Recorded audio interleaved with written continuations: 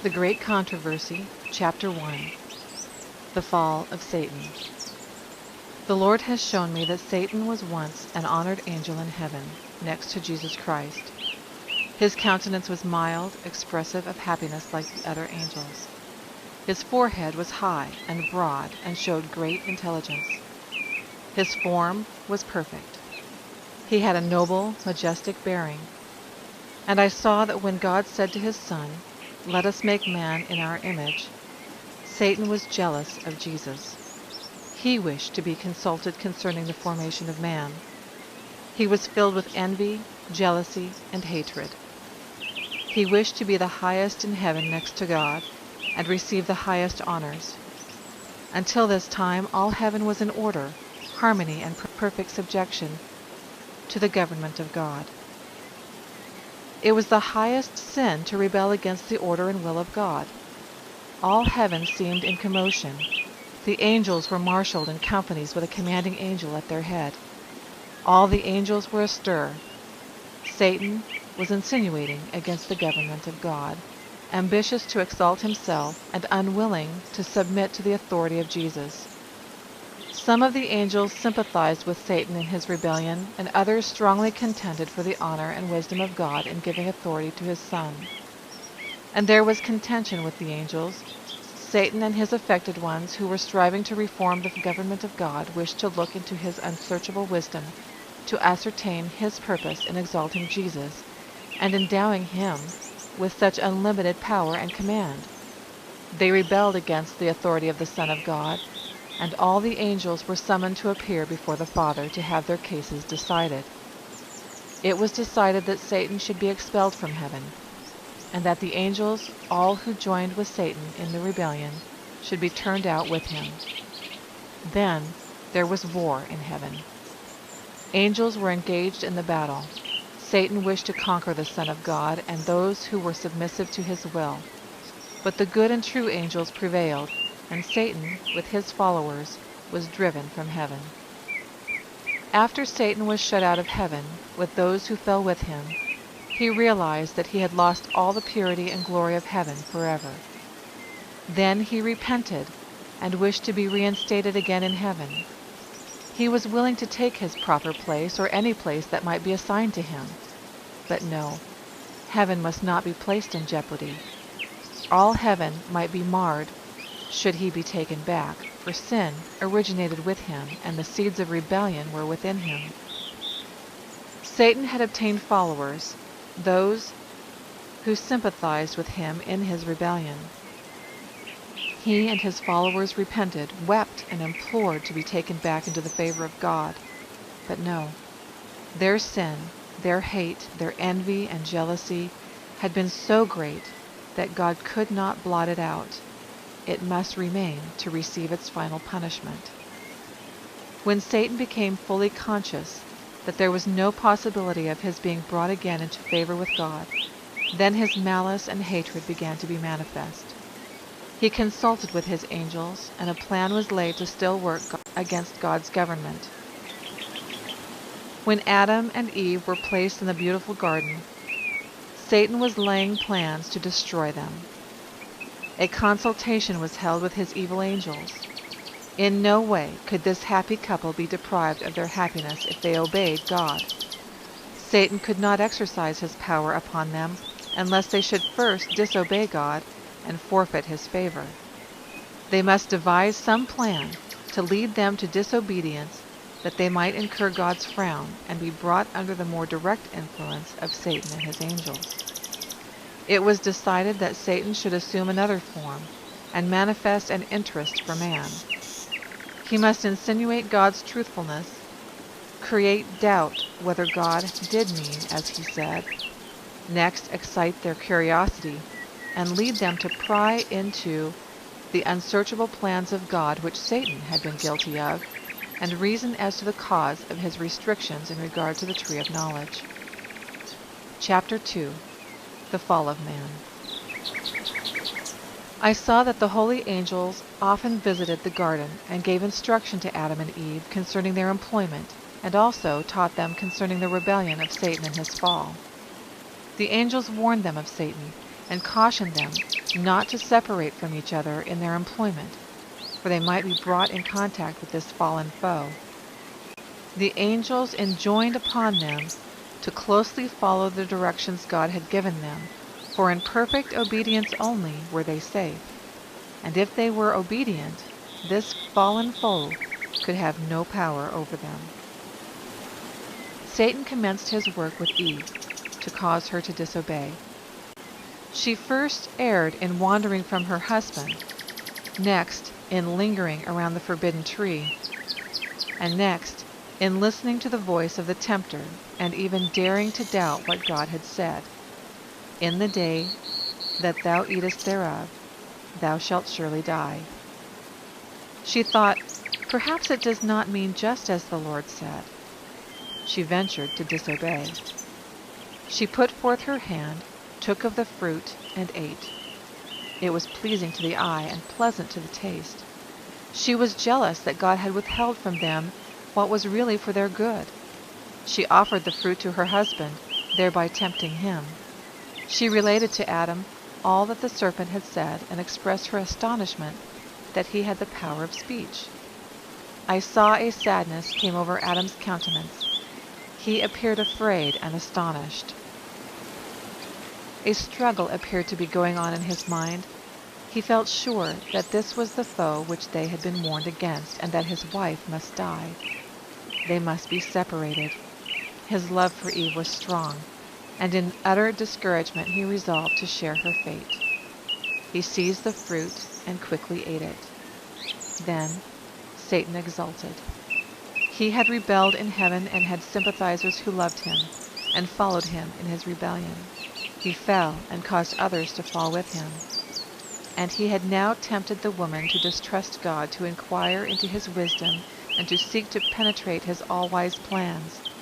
Satan knew the woman would not fall alone. Adam, through his love for Eve, disobeyed the command of God and fell with her. The news of man's fall spread through heaven. Every harp was hushed. The angels cast their crowns from their heads in sorrow. All heaven was in agitation. A council was held to decide what must be done with the guilty pair. The angels feared that they would put forth the hand and eat of the tree of life and be immortal sinners. But God said that he would drive the transgressors from the garden. Angels were commissioned immediately to guard the way of the tree of life. It had been Satan's studied plan that Adam and Eve should disobey God, receive his frown, and then be led on to partake of the tree of life, that they might live forever in sin and disobedience, and thus sin be immortalized. But holy angels were sent to drive them out of the garden, while another company of angels were commissioned to guard the way to the tree of life. Each of these mighty angels appeared to have something in their right hand, which looked like a glittering sword. Then Satan triumphed. Others he had made to suffer by his fall. He had been shut out of heaven, they out of paradise. Chapter 3. The Plan of Salvation. Sorrow filled heaven as it was realized that man was lost, and the world that God created was to be filled with mortals, doomed to misery, sickness, and death, and there was no way of escape for the offender. The whole family of Adam must die. I saw the lovely Jesus and beheld an expression of sympathy and sorrow upon his countenance. Soon I saw him approach the exceeding bright light which enshrouded the Father. Said my accompanying angel, "He is in close converse with his Father." The anxiety of the angels seemed to be intense while Jesus was communing with his Father. 3 times he was shut in by the glorious light about the Father, and the 3rd time he came from the Father, his person could be seen. His countenance was calm, free from all perplexity and trouble, and shone with benevolence and loveliness, such as words cannot express. He then made known to the angelic host that a way of escape had been made for lost man. He told them that he had been pleading with his Father, and had offered to give his life a ransom, and take the sentence of death upon himself, that through him man might find pardon, that through the merits of his blood and obedience to the law of God, they could have the favor of God and be brought into the beautiful garden and eat of the fruit of the tree of life. At first, the angels could not rejoice, for their commander concealed nothing from them, but opened before them the plan of salvation. Jesus told them that he would stand between the wrath of his Father and guilty man, that he would bear iniquity and scorn, and but few would receive him as the Son of God. Nearly all would hate and reject him. He would leave all his glory in heaven and appear upon earth as a man, humble himself as a man, become acquainted by his own experience with the various temptations with which man would be beset, that he might know how to succor those who should be tempted, and that finally, after his mission as a teacher should be accomplished, he would be delivered into the hands of men and endure almost every cruelty and suffering that Satan and his angels could inspire wicked men to inflict, that he should die the cruelest of deaths, hung up between the heavens and the earth as a guilty sinner, that he should suffer dreadful hours of agony, which even angels could not look upon, but would veil their faces from the sight. Not merely agony of body would he suffer, but mental agony, that with which bodily suffering could in no wise be compared. The weight of the sins of the whole world would be upon him. He told them he would die and rise again the third day, and should ascend to his Father to intercede for wayward, guilty man. The angels prostrated themselves before him. They offered their lives. Jesus said to them that he should by his death save many, that the life of an angel could not pay the debt. His life alone could be accepted of his Father as a ransom for man. Jesus also told them that they should have a part to act, to be with him, and at different times strengthen him, that he should take man's fallen nature, and his strength would not be even equal with theirs, and they should be witnesses of his humiliation and great sufferings. And as they should witness his sufferings and the hate of men towards him, they would be stirred with the deepest emotions, and through their love for him would wish to rescue and deliver him from his murderers. But they must not interfere to prevent anything they should behold, and that they should act a part in his resurrection, that the plan of salvation was devised, and his Father had accepted the plan. With a holy sadness, Jesus comforted and cheered the angels, and informed them that hereafter those whom he should redeem would be with him, and ever dwell with him, and that by his death he should ransom many, and destroy him who had the power of death.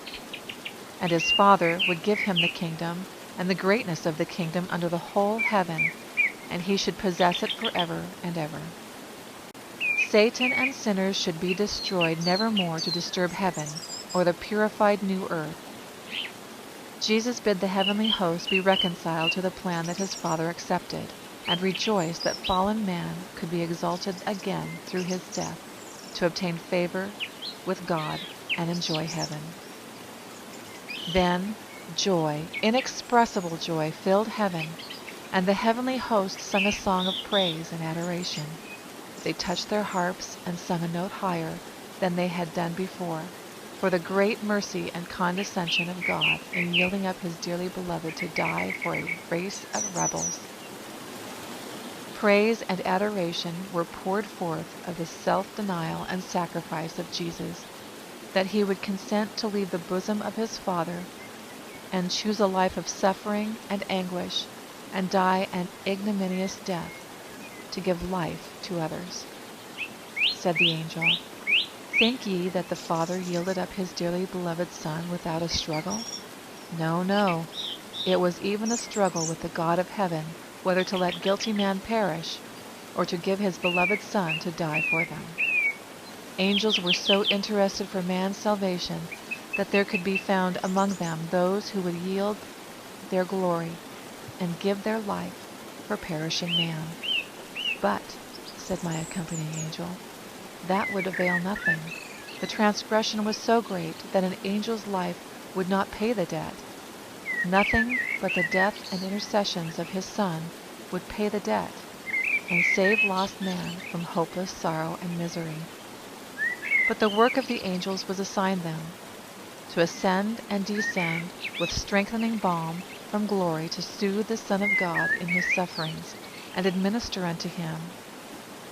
Also their work would be to guard and keep the subjects of grace from the evil angels and the darkness constantly thrown around them by Satan. I saw that it was impossible for God to alter or change his law to save lost, perishing man. Therefore he suffered his beloved Son to die for man's transgression. Satan again rejoiced with his angels that he could, by causing man's fall, pull down the Son of God from his exalted position. He told his angels that when Jesus should take fallen man's nature, he could overpower him and hinder the accomplishment of the plan of salvation. I was then shown Satan as he was, a happy, exalted angel. Then I was shown him as he now is. He still bears a kingly form. His features are still noble, for he is an angel fallen. But the expression of his countenance is full of anxiety, care, unhappiness, malice, hate, mischief, deceit, and every evil. That brow which was once so noble I particularly noticed. His forehead commenced from his eyes to recede backward. I saw that he had demeaned himself so long that every good quality was debased and every evil trait was developed. His eyes were cunning, sly, and showed great penetration. His frame was large, but the flesh hung loosely about his hands and face. As I beheld him, his chin was resting upon his left hand. He appeared to be in deep thought. A smile was upon his countenance, which made me tremble. It was so full of evil and satanic slyness. This smile is the one he wears just before he makes sure of his victim, and as he fastens the victim in his snare, this smile grows horrible.